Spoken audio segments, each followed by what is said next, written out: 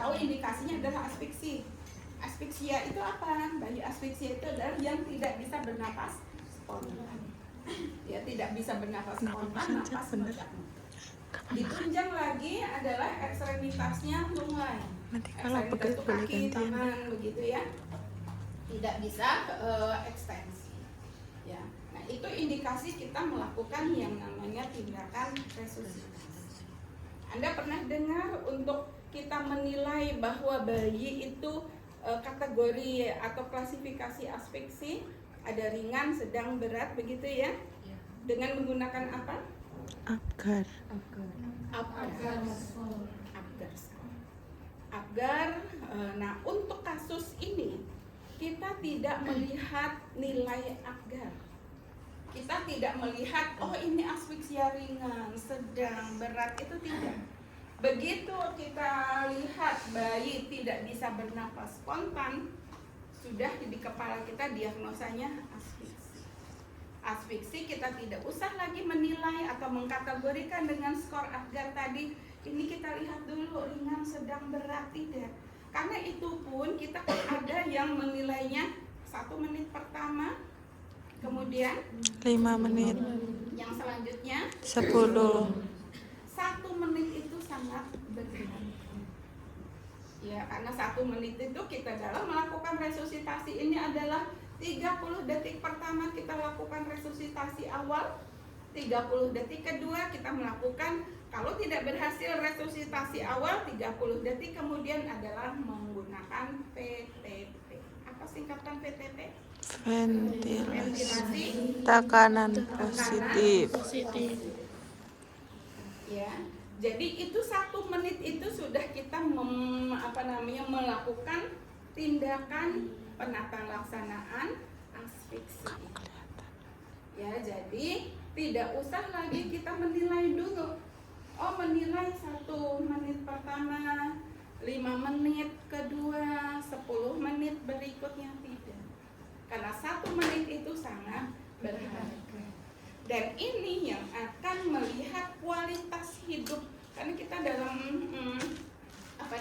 untuk filosofinya dalam menolong persalinan tidak hanya membawa ibu dan bayi selamat saja, tetapi kualitas itu juga diperhatikan. Ya, jadi kita bisa menjaga supaya bayi itu nanti berkualitas. Karena bayi yang tidak berkualitas, maaf ya, kalau misalkan rodok tangkapannya, daya ingatnya rodok di bawah begitu ya, kita lihat riwayat persalinannya. Bila riwayat persalinannya dia asfiksia dan tidak dilakukan penanganan yang secepatnya, itu resikonya tadi sinaps-sinaps di otak itu ada yang mati, jaringan di otak itu ada yang mati. Kan begitu dia lahir, oksigen akan langsung masuk. Ya, jadi begitu lahir, jepit-jepit, potong. Setelah dipotong itu sudah dia harus upaya sendiri, salah satunya oksigen. Oksigen itu nanti akan langsung masuk juga dari hidung, paru-paru dan seterusnya akan masuk ke otak. Otak yang tidak teroksigenasi cepat, ya tidak kemudian pembuluh darah juga akan mengalir dengan cepat. Ini yang akan membuat jaringan salah satu di sinaps-sinaps otak itu, di serabut-serabut saraf otak akan terjadi kematian dan kita tidak tahu yang bagian mana. Dan itu yang bisa menyebabkan salah satu faktor bayi hidupnya tidak atau kurang berkualitas. Itu dari kita, Mbak, dari penolong pertama ini. Makanya Anda harus bisa dulu menegakkan diagnosa. Ya, karena itu adalah tanggung jawab kita. Kita satu sudah tahu diagnosanya, harus tahu tindakan awalnya. Jangan bingung sendiri. Bayi ini saya tak hitung dulu skor Apgarnya. Kelamaan. Yang pertama apa ya? Appearance sing kepiye yo? Ya, itu nanti kita akan pelan grimace, pernapasan, terus grimace, terus activity. Selanjutnya apa? Selanjutnya Respirasi. itu terlalu Oke? Baik, jadi indikasi mutlak adalah bayi asfiksia. Baru kita kita lakukan tindakan yang namanya resusitasi. Resusitasi tadi ada resusitasi awal, dan yang resusitasi selanjutnya adalah dengan menggunakan PTP. Ya. Nah, apa yang harus kita persiapkan?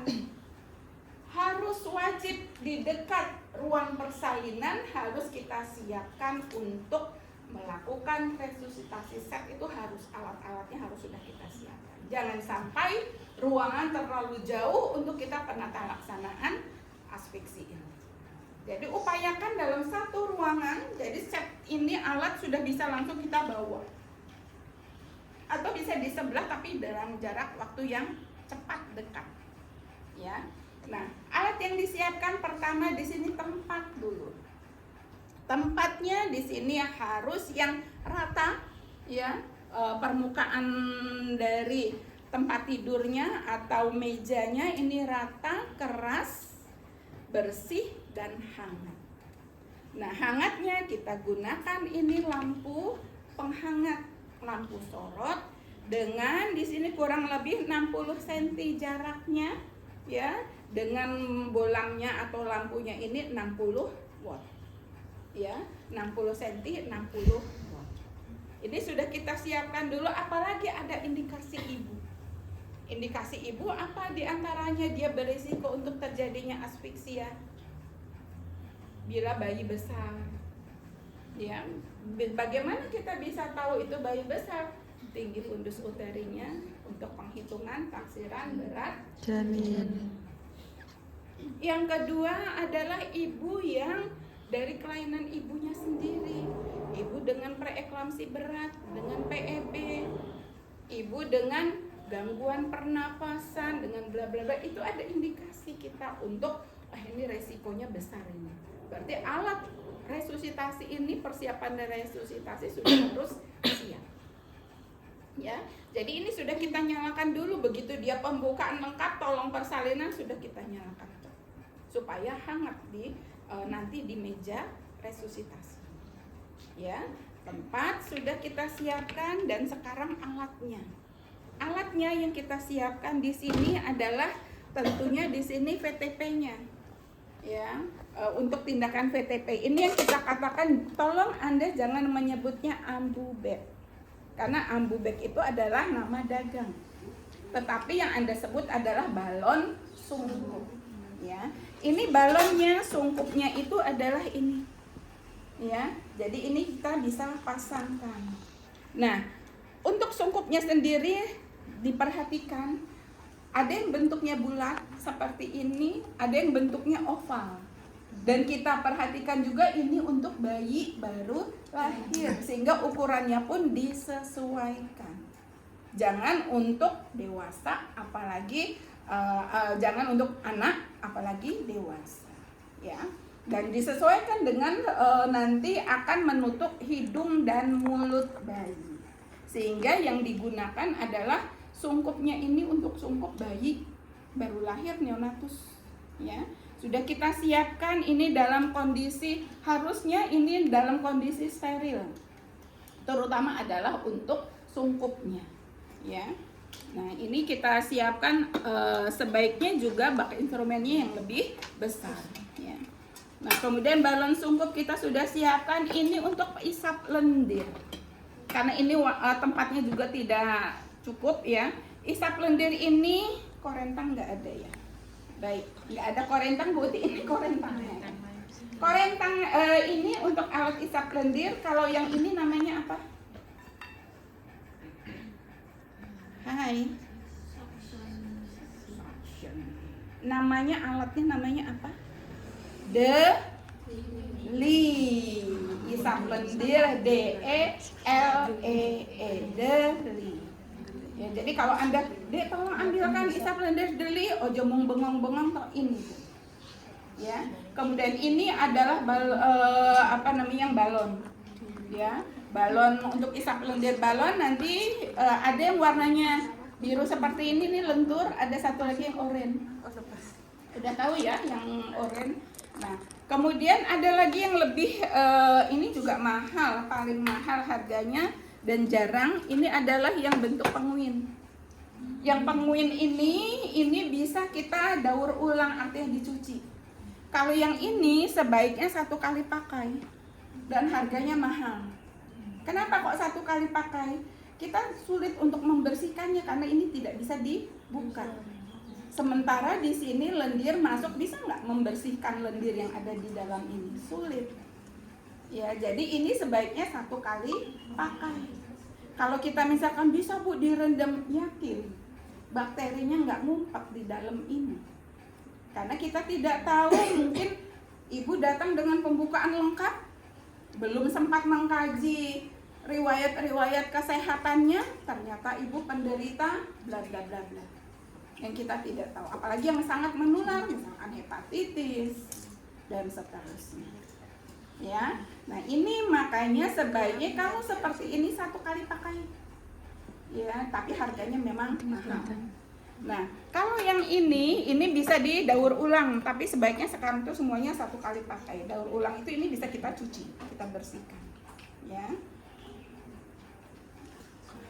Nah, yang ini juga bisa kita bersihkan karena ini bisa dibuka. Nah, ini kita bersihkan. Ya.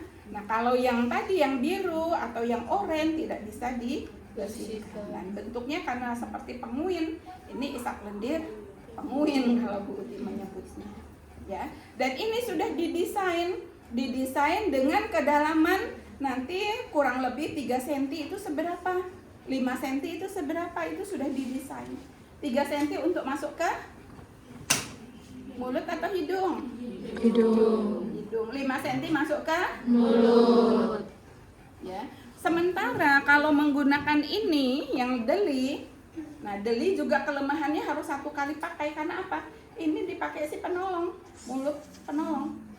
Kan diisap oleh si penolong. Ya, mudah-mudahan penolongnya semua dalam kondisi sehat. Ya.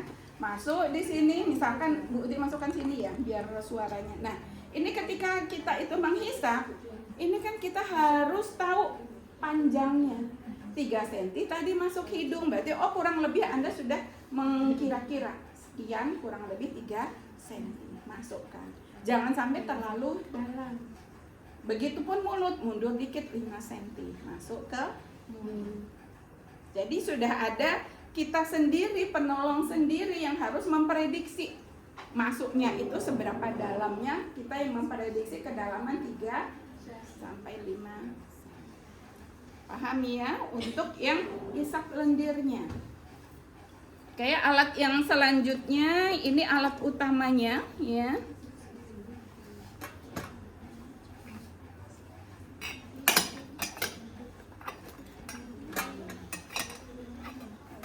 Kemudian yang selanjutnya adalah APD lengkap.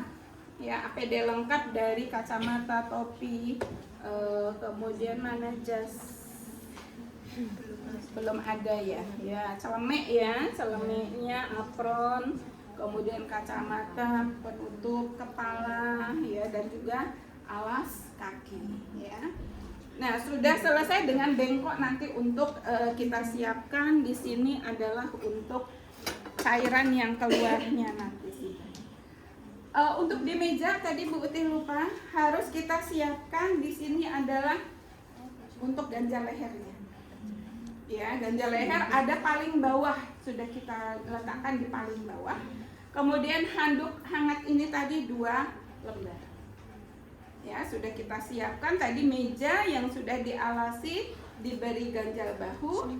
Ya, kemudian tadi handuk 2 lembar. Ya, sudah kita hangatkan. Oke, dan satu lagi stetoskop untuk kita menilai nanti denyut jantung. Oke, ada yang ingin ditanyakan dulu? Oke, penolong sudah siap juga untuk melakukan pertolongan pada bayi dengan asfiksia. Ya. Saya tidak cuci tangan, tapi cuci tangannya pakai ini ya. Apa namanya? Siapa yang menjadi pasien sini, Ibu? Ibu ayo suruh tidur sini, Ibu jadi pasien.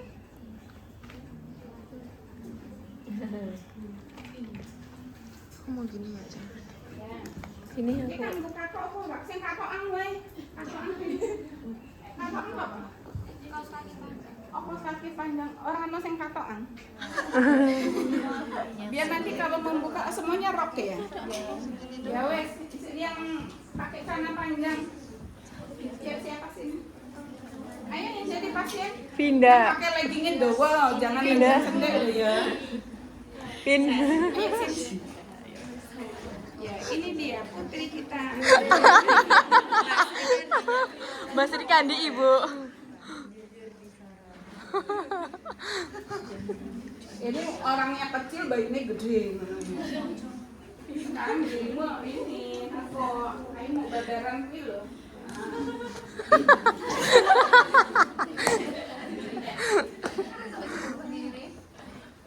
Jadi agak dibuka ya Ndo, nggak pakai celana itu ini persalinan di atas selimut saya.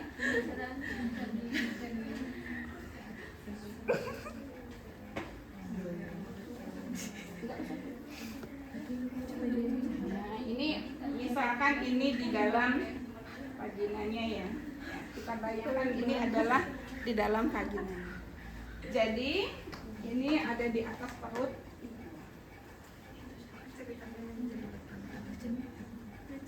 Nah, penolong sudah menggunakan APD. Ya, saya tidak menggunakan APD ya Mbak, tapi sudah kita pakaikan APD semua dan posisi sudah cuci tangan, ya, cuci tangan. Kemudian kita sudah menggunakan handskun. Jadi posisi si penolong sudah ready menggunakan APD lengkap. Oh, no, baru kejadian.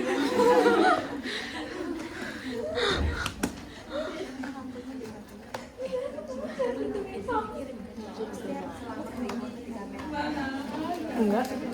Di sini enggak kelihatan. Tolong saya pesan kepada Anda semua, ketika nanti Anda praktek, nggak usah kuku panjang, ya tidak usah pakai perhiasan. Karena apa? Di balik itu nanti Anda untuk cuci tangan dan sebagainya, kan harus benar-benar di balik cincin itu harus dibersihkan benar, karena itu sumber infeksi. Ya, ini penolong sudah menggunakan APD lengkap, ya. Kemudian bayi lahir, begitu bayi lahir,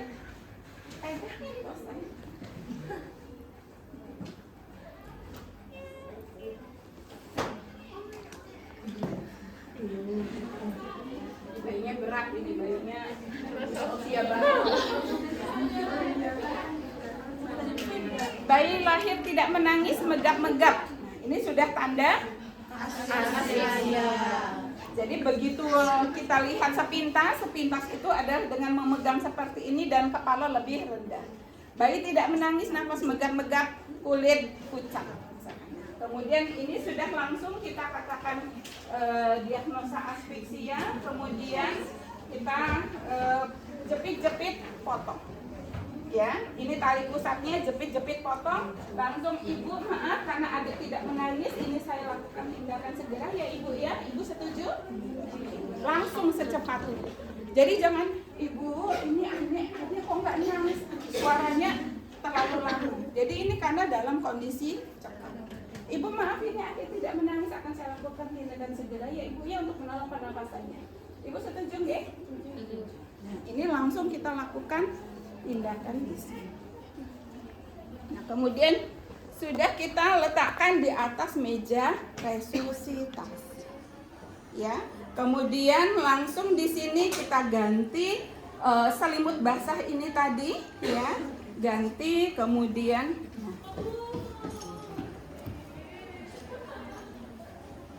baju kotor tadi. Nah, ini ingat untuk kita menutupnya kepala dulu seperti ini. Ya, kemudian bawah ini karena bayinya besar ya tidak begitu menutup ya.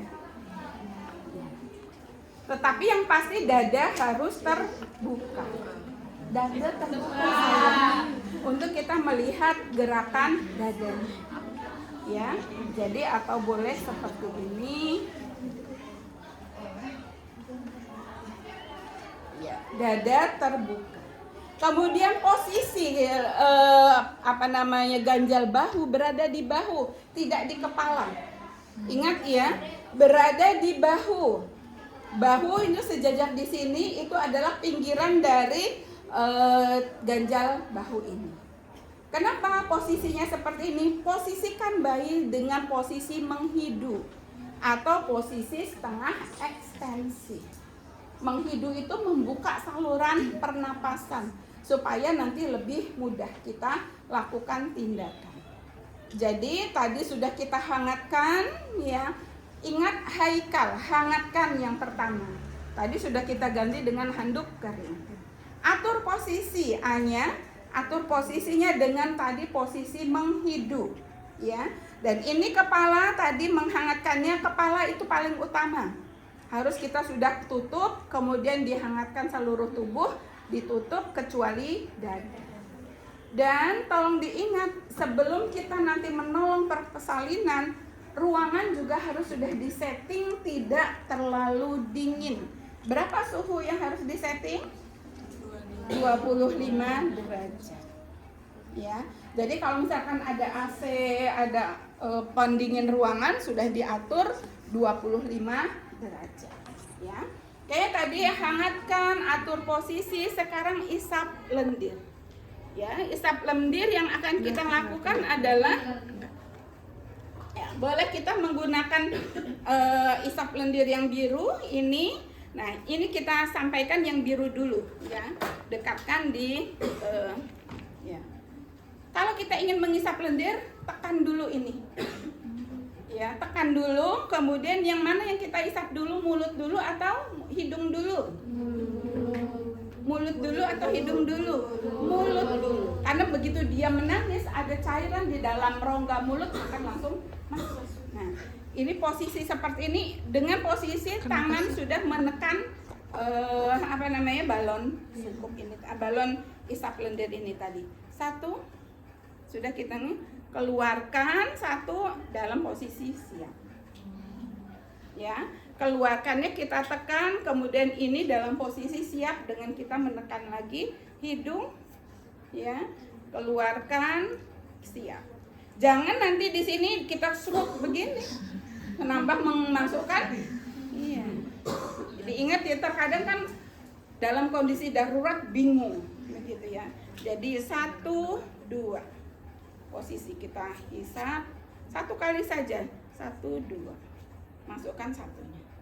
Ya, sudah selesai. Isap lendir, hai, kanya keringkan. Keringkan dari kepala dulu. Ya, kepala kita keringkan semuanya. Kemudian setelah kepala bagian bawah kita keringkan di dadanya. Ya, dada, kaki sudah kering semua. Kemudian ini punggung kita memegangnya, ingat untuk keselamatan seperti pasiennya. Kita pegang seperti ini. Ya. Jadi dari jempol ibu jari itu berada di atas bahu, kemudian kita miringkan ya, dan kita keringkan lagi dari bagian kepala. Sambil kita lakukan sedikit massage. Ya, tadi mengeringkan sambil sedikit kita lakukan pijatan. Ya, kemudian ini untuk kita memudahkan mengganti kain yang tadi kita lakukan pengeringan. Sama kepala ya. Kemudian di sini. Nah, kalau ini agak besar. Ya. Seperti ini dada kita buka. Ya, sudah keringkan dengan sedikit massage. Atur posisi kembali. Atur posisi kembali yang menghidu tadi. Haika. L kemudian kita nilai. Nah, nilai dengan kita menilai di sini di mana posisi titik yang kita nilai, di mana stetoskop piringannya di puting susu bayi di sebelah kiri. Kita dengarkan denyut jantungnya. Kalau masih kurang 60 kali per menit, bayi tidak menangis, langsung kita lakukan tindakan VTP. VTP itu adalah ventilasi tekanan positif ya. Nah, bagaimana cara melakukan ventilasi tekanan positifnya ya? Sudah kita pegang posisi tangan, ya, posisi tangan seperti huruf C. Posisi tangan kita seperti huruf C. Pegang dagu dan mandibula maksila, ya, rahang bawah, ya. Pegang ini agak sedikit kita posisikan ke ataskan. Kemudian sungkupnya hidung dan mulut menutup. Ibu jari sedikit menekan sungkup yang bagian atas, telunjuk ini menekan sungkup yang bagian bawah. Ya, dengan posisi berada di atas kepala bayi. Pertama kita lakukan dulu ventilasi percobaan dulu 2 kali. 1, ini belum masuk. Dibuka ya biar kelihatan ya. Nah ini nanti kalau ini pakai boneka ini dada mengembang. Kok ini nggak bisa ini? Carikan ini apa sungkupnya yang benar mbak.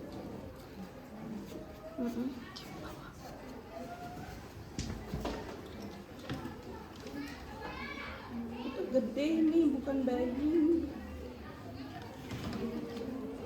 Makanya Bu Uti itu pingin yang tidak boleh ditukar-tukar yang punya sama hidung bayi ya. Oke, jadi pertama di sini kita tadi dengan posisi seperti huruf C, kita tangan ini yang jari kelingking dengan jari manis berada di mandibula dengan jari tengah. Kemudian tutup hidung dan mulut, ibu jari berada di atas sungkup, jari telunjuk berada di bawah. Seperti huruf C kecil lagi. Dan ini kita lakukan VTP 2 kali. Ya, percobaan 1, 2. Sudah mengembang. Kalau misalkan tidak mengembang, yang kita cek adalah posisi bayinya mungkin terlalu menekuk. Kalau terlalu menekuk dia tidak bisa masuk oksigennya. Atau di sini sungkupnya yang kelekatannya kurang lekat. Ya. Tetapi kalau tadi kita lakukan VTP percobaan kok dada sudah mengembang, tidak usah dilepas-lepas lagi. Lakukan langsung VTP yang sesungguhnya. Ya. Tadi kalau misalkan kita sudah lakukan, nah ini sudah mengembang, kemudian kita lakukan hitungannya, kita memasukkannya adalah sebanyak 20 kali tiupan dalam 30 detik. Ya. Jadi nanti nadanya 1 lepas lepas, 2 lepas lepas, 3 lepas lepas, 4 lepas lepas, 5 lepas lepas, 6 lepas lepas, 7 lepas lepas. 1 lagi sampai 7. 2 kali 14 kan ya. Yang ketiga 6. Ya, yang ketiga hanya 6. Jadi 7 tambah 7 sudah 14 tambah 6. Jadi 1 sampai 7, 1 sampai 7 2 kali, kemudian 6. Sudah selesai. Itu ada 20 kali tiupan dalam waktu 30 detik. Ya. Nah, ini kita coba nanti dihitung bersama-sama ya. Ini sebentar saya lakukan percobaan dulu. Sudah mengembang. Nah, jangan sampai bunyi bluk-bluk gitu ya. Oke. Ini karena ininya juga apa namanya? Kepas ini ya. Ya, semuanya alat-alatnya kurang tidak ready. Oke, 1 2 3 ini. Ya, sekarang mulai ya. 1 2 3. 1 lepas lepas, 2 lepas lepas. Maaf sebelumnya di ini hitung secondnya nanti 30 detik. Kalau sudah siap bilang ya. Timer sudah. Jangan sampai ada bluk-bluk. Hai. Sudah. 1 2 3. 1 lepas, 2 lepas, 3